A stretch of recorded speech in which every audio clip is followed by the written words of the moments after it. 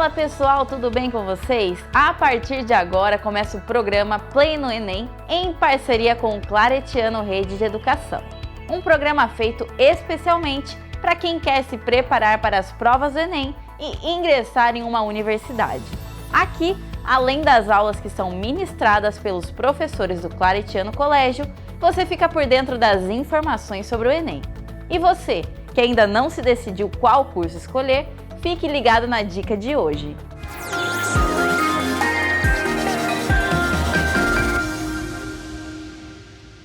Oi, eu sou a Rayane e estou aqui para dar uma dica para vocês que quer cursar Ciências Contábeis. E agora aqui do meu lado está o professor Emerson, coordenador do curso. Professor, você poderia falar um pouquinho sobre o curso? O curso de Ciências Contábeis é um curso bacharelado de 4 anos, que a instituição ela oferece. Nesse curso os alunos terão uma experiência bem prática, onde eles estarão aprendendo, além da teoria, mas estarão aprendendo também um pouquinho da prática que acontece no dia a dia nas empresas. E sobre o mercado de trabalho, professor? A última pesquisa que teve aqui na cidade de Rio Claro, na região, um dos profissionais mais procurados é o profissional da área contábil, devido a regras tributárias que têm sido aumentado cada dia, processo que tem que ser desenvolvido, área de controladoria, área de custo, área financeira. E esse profissional está muito requisitado, estamos com falta desse profissional no mercado. E você que está aí buscando uma oportunidade de trabalho, procure o Claretiano, venha fazer esse curso com a gente, venha se preparar para ser um diferencial no mercado. Bacana, muito obrigada, professor. Bom, ficou interessado? Quer saber mais? Acesse o site do Claretiano.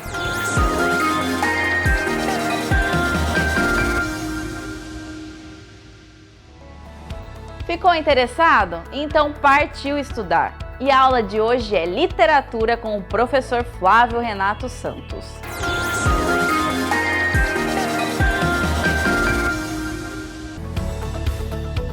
Fala pessoal, tudo bem com vocês? Espero que sim. Estamos aqui para mais um Play no Enem. Meu nome é Flávio, sou professor de Literatura do Claretiano Colégio, Rede de Educação. Hoje eu estou aqui para conversar com vocês um pouquinho sobre literatura brasileira e dar continuidade naquele papo que nós tivemos no encontro passado. No encontro passado nós falamos da primeira geração modernista brasileira, aquela geração destruidora, Aquela geração que rompe com os padrões de arte, que são os padrões conservadores.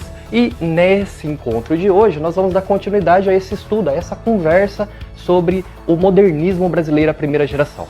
Vamos ver o primeiro autor aqui, que nós já falamos dele um pouquinho no encontro passado, que é o Mário de Andrade, Nós falamos da poesia do Mário de Andrade e hoje nós estamos aqui para falar da principal obra narrativa do Mário de Andrade, que é Macunaíma. Vamos ver na próxima tela algumas características da obra Macunaíma. A primeira questão que é importante nós observarmos é o subtítulo da obra, O herói sem nenhum caráter. Macunaíma é o herói dessa obra. Por que herói sem nenhum caráter? Não significa que o Macunaíma seja um herói mau caráter. Esse subtítulo quer dizer que o caráter de Macunaíma ainda está em construção, ainda está em elaboração. O Brasil é um país muito jovem, então o herói não está pronto ainda, O herói está em processo de elaboração. As características também não são permanentes, elas são muito mutáveis. O Macunaíma, ora ele é muito esperto, ora ele é muito ingênuo, ora ele é malandro, ora ele é aquilo outro. Então são características muito mutáveis. O Mário de Andrade também categoriza essa obra como romance rapsódia. Não é apenas um romance, é um romance rapsódia. E por que o autor categoriza essa obra como romance rapsódia? Rapsódia é um conjunto, uma reunião de lendas, de contos populares, de tradições brasileiras. E o Mário de Andrade vai fazer uma reunião, vai reunir todas essas histórias, essas lendas populares brasileiras dentro dessa obra. Então por isso a gente não pode chamá-la apenas de romance, e sim utilizar essa nomenclatura que Mário de Andrade utiliza, que é romance rapsódia, uma reunião de lendas brasileiras pelas quais o herói Macunaíma vai passando ao longo de suas aventuras. ele é considerado um anti-herói. Por quê? Porque, como eu disse ali, o herói sem nenhum caráter não tem características permanentes, né? Ele ainda está em processo de construção, assim como o Brasil muito jovem, né? Comparado às nações europeias, por exemplo, né? O Brasil tem 500 anos. Quantos milhares de anos tem as nações europeias? E ele é um anti-herói porque ele não tem as características comuns, tradicionais dos heróis. Por exemplo, o Macunaíma fala palavrão, ele tem gostos muito populares, ele não é bonito como os heróis tradicionais das histórias que a gente conhece. E aí uma última característica importante para a gente falar dessa obra é o processo de construção da brasilidade. Como eu já disse, né, o Macunaíma é um herói em processo de construção. O Brasil é um país muito jovem e ele precisa ainda caminhar muito para nós termos um povo com uma identidade própria. Veja, nós sofremos o processo de migração, né? São muitos povos que fazem parte da formação do nosso Brasil, né? Os africanos aqui chegaram quando os índios já estavam aqui, os europeus também chegaram mais tardiamente, os orientais chegaram e o nosso povo ainda está em construção. O Macunaíma é representativo dessa brasilidade que está em construção, correto? Por isso ele vai sofrer muitos processos de metamorfoses dentro da obra. O Macunaíma, ele é negro da Amazônia, mas quando ele vai para São Paulo, num processo surreal, ele se banha em uma fonte e ele se torna loiro de olhos azuis. Os seus irmãos, né? Eles também se banham nessa fonte e um continua negro, o outro fica com cor de índio. Veja que todo esse processo de metamorfose representa, né, as mudanças que os brasileiros em si têm, né, no processo de miscigenação, que é muito natural, né, da construção do povo brasileiro. Então o Macunaíma representa tudo isso. O Macunaíma, ele tem a sua história, né, pautada ali no encontro que ele tem com a Si, rainha das Icamiabas. Aí a Si acaba morrendo, a grande paixão de Macunaíma, e lhe dá a Muraiquitã, né? A Si, ela vira estrela. Esse processo de virar estrela é interessante, né? Ela se torna algo que faz parte da cultura popular brasileira agora. E muitos personagens viram estrelas, assim como a Si. E aí ela dá a Muraiquitã, né, para o Macunaíma cuidar, uma espécie de amuleto, uma pedra amuleto. Mas Macunaíma, em suas aventuras pela floresta, acaba perdendo essa pedra. E aí ele vai buscá-la e encontra essa pedra em São Paulo com um gigante, Venceslau Pietro Pietra. Né? Então essa aventura do Macunaíma em busca dessa pedra, desse amuleto, faz com que ele vá para São Paulo. Olha o processo migratório, né? O processo de deslocamento da população brasileira. Tudo isso é muito interessante nessa obra para a gente entender um pouquinho o que é o Brasil, porque essa é a ideia da obra, né? E aí, lá em São Paulo, que ele se banha nessa fonte que eu disse há pouco. E aí ele, né, muda de cor, né? Ele se torna de negro, ele se torna loiro de olhos azuis. Ou seja, né, o processo de transformação do brasileiro que é permanente, a miscigenação, né? O seu irmão continua índio, cor de índio, o outro continua negro. Então são muitas as cores, muitas as etnias do Brasil.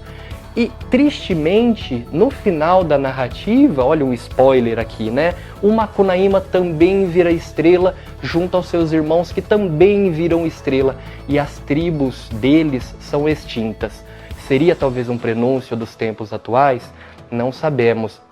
Mas fica aí um alerta, né? Será que um dia teremos que falar para as pessoas, para os filhos, para os netos, que aquelas tribos existiram e que talvez hoje são estrelas? Esperamos que não, né? Esperamos que isso não aconteça. Mas é um prenúncio aí.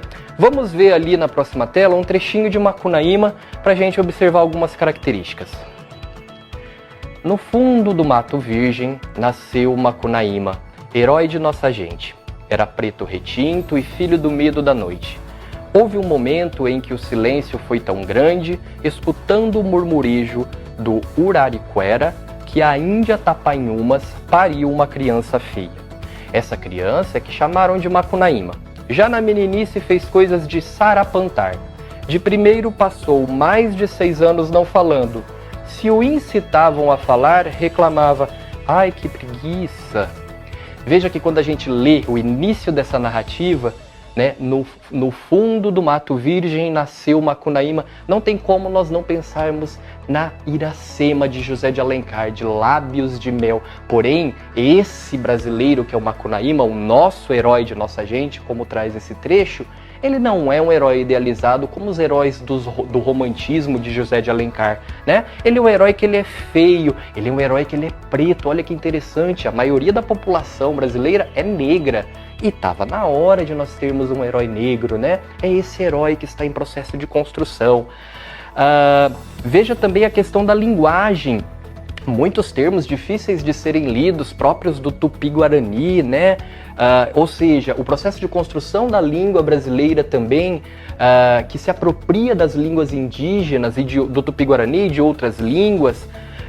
O próprio coloquialismo, ou seja, o Mário de Andrade traz a fala para a escrita. Olha aquele trechinho. Se o incitavam, em vez dele colocar se o incitavam, ele une essas duas palavras, se o incitavam. E aí no final ali, né, a frase típica do Macunaíma, ai que preguiça. Veja, não é esperado que um herói diga isso, um herói preguiçoso. Então todas essas características vão construindo o Macunaíma, que ainda está em processo de construção, ou seja, o brasileiro, o anti-herói, o preguiçoso, aquele que não tem um comportamento moral esperado, não é maldoso, não é um mau caráter, mas ele ainda tem um caráter a ser construído. Muito bem, encerramos então Mário de Andrade e vamos para o último autor. Um pouquinho da biografia do Manuel Bandeira é interessante para entender a sua obra. Ele sempre, durante toda a sua vida, ele esperou pela morte, porque ele foi diagnosticado com tuberculose e os médicos diziam que ele não teria muito tempo de vida. Entretanto, o Manuel Bandeira viveu 82 anos. Então imagine para um poeta, um cara que sempre escrevia, pensar que estava prestes a morrer. Muito dessa melancolia, né, desse esperar a morte, vai ser trazido para o eu lírico, né, que aparece na poesia do Manuel Bandeira. Então essa influência da biografia é interessante para a obra dele. Vamos ver um pouquinho das características, as propostas do Manuel Bandeira. Assim como os modernistas de primeira geração, que queriam romper com o processo de construção de arte, né, brasileira, né, conservadora, ele vai propor os versos livres. Não que ele não tenha versos rimados, ele trabalha também com os versos metrificados e rimados, mas os versos livres vão acontecer. Poemas em prosa, como eu já disse no nosso encontro passado, né, nós perdemos a noção daquilo que é poesia e daquilo que é prosa. Eles podem se juntar, se fundir. A coloquialidade da linguagem, ele, assim como o Mário, assim como Oswald de Andrade, ele vai trazer o elemento da coloquialidade, ele vai trazer a fala para a escrita, a ironia, o humor. E um lirismo muito simples, a simplicidade no lirismo. Temas muito profundos, muito íntimos do eu lírico, do sujeito, mas de uma forma muito simples, uma linguagem gostosa de ser lida. Vamos para a próxima tela que nós vamos ver um exemplo de poesia iconoclasta. O que é isso? Que nome difícil, né? A poesia iconoclasta, ela rompe com a tradição, com o cânone, com aquilo que é consagrado tradicionalmente. E esse poema Poética vai ser um exemplo desse rompimento. Olha o que ele vai dizer. Estou farto do lirismo comedido, do lirismo bem comportado, do lirismo funcionário público com livro de ponto, expediente, protocolo, manifestações de apreço ao senhor diretor. Estou farto do lirismo que para e vai averiguar no dicionário o cunho vernáculo de um vocábulo. Quero antes o lirismo dos loucos, o lirismo dos bêbados, o lirismo difícil e pungente dos bêbados, o lirismo dos claus de Shakespeare. Não quero mais saber de lirismo que não é libertação. Olha que interessante, ele começa dizendo que ele não quer um lirismo comedido, né? Ele não quer um lirismo comportado, ele quer liberdade. Olha esse verso, que verso enorme, né? Mais parece um parágrafo. Então ele rompe nesse verso gigantesco com aquilo que é comedido. E aí ele vai trazer a imagem do funcionário público com o livro de ponto debaixo do braço, né? Apreciando o senhor diretor. quer algo mais formal, mais tradicional do que um sujeito funcionário público com um livro lá conversando e apreciando o senhor diretor? Isso ele não quer, né? Ele está farto daqueles poetas que vão averiguar lá no dicionário, né, as palavras mais preciosas para serem utilizadas. E ele quer a liberdade, o lirismo dos loucos, o lirismo dos bêbados, o lirismo difícil e pungente dos bêbados, ou seja, livre, liberto, os palhaços de Shakespeare, né? Olha o aproveitamento da cultura, né, do exterior aí, ele traz a imagem de Shakespeare. E uma imagem simbólica do Manoel Bandeira uma característica simbólica do Manoel Bandeira é esse travessão no final. Não quero mais saber do lirismo que não é libertação. Ele sempre traz esse travessão no final ali como se fosse um personagem que ganha voz e que dialoga com o leitor, né? Veja como ele funde narrativa e poema, né? O travessão é característico do texto narrativo, do texto em prosa e não do poema, e ele traz isso para dentro da poesia. A fusão de poema com prosa, como eu já falei. Muito bem, então nós vimos nesse encontro de hoje Manoel Bandeira, Mário de Andrade, né, e Oswald de Andrade. E aí nós encerramos esse Play no Enem de hoje em literatura. Espero que tenham gostado e espero que vão bem aí no Enem. E uma dica para você que não passou no Enem. Será que eu posso fazer alguma faculdade? Sim, há outras maneiras para o ingresso. É só consultar a universidade que oferece o vestibular próprio. Bom, por hoje é só. E amanhã tem mais.